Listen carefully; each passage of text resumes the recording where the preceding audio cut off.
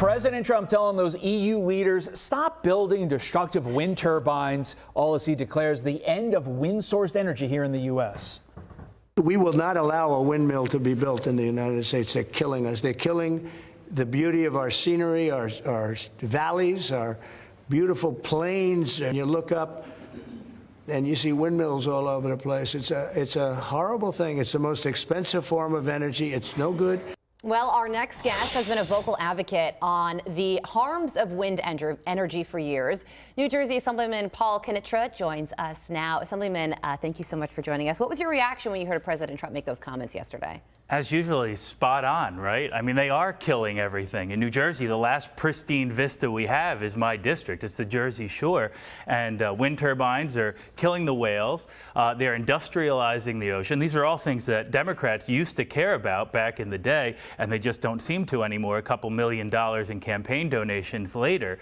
And the president's hit it. I mean, he definitely has gone after wind turbines in the beginning. There's still one project off the coast of New York, Empire Wind, that potentially could be built because they got all their permits under Biden, but we really need to stop these things right now. Here's the deal with this. He's trying to appeal to the Europeans. The problem is European companies are the ones that do all these wind projects. They're the ones that make the money off of our pain and suffering here in the U.S. Let's go over some more of the harms here. They, of course, create a lot of noise. They alter the visual aesthetics, and we don't want that at the Jersey Shore. Certainly, wind plants can impact local wildlife. There's also radar interference. There is a huge military component to this that is very concerning. And, of course, wind can be unpredictable. So what are you doing at the State Assembly through the political means to try and stop these things from even seeing the light of day in Phil Murphy's New Jersey? So much of this is just about awareness. That's how they're able to get through all these projects in the first place. We've been holding rallies since I was mayor of Point Pleasant Beach. We've held them on the steps of the State Assembly in Trenton as well. And we've tried to introduce legislation, which necessarily, because of the Democrats, is a little difficult of a proposition. But the more awareness that you raise, the more that people find out, the more people are against this. Over 50% of the population in New Jersey is against offshore wind. And obviously at the Jersey Shore, it's over 80%. Okay, so there is a governor's race in New Jersey, and the Democrat candidate, Mikey Sherrill, really danced around reporter questions when asked if she's going to endorse socialist New York candidate Zohran Mamdani for mayor. She told Pix 11, quote, look, I haven't weighed in. I haven't made endorsements in New York because I'm running in New Jersey.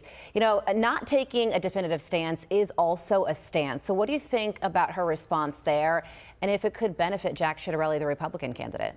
Well, before the primary, she certainly seemed like she was about to endorse him after he would win. But since then, the publicity's been a little bit difficult for her, and she's walked those things back. And she's acting as if what happens in New York doesn't affect New Jersey. As somebody who was the victim of a home invasion where they actually stole my car, it was people from New York. They took it to the Bronx, back to the Bronx, to get shipped out of the country, and then they got caught. I can tell you firsthand that when New York is burning, that New Jersey sees those repercussions. And the fact that she doesn't have the backbone to knock down a socialist anti-Semite in Mamdani shows that she might not have the backbone to be governor of New Jersey. It's also telling that she hemmed and hawed. She said she assumed originally she would.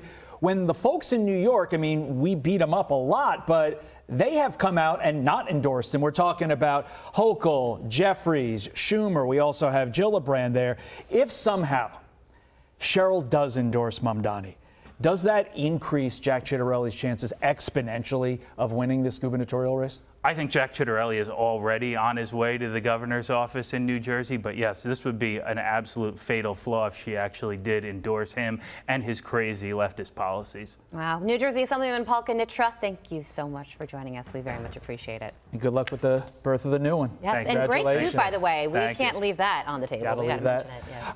I'm Steve Ducey. I'm Brian Kilmeade. And I'm Ainsley Earhart. And click here to subscribe to the Fox News YouTube page to catch our hottest interviews and most compelling analysis.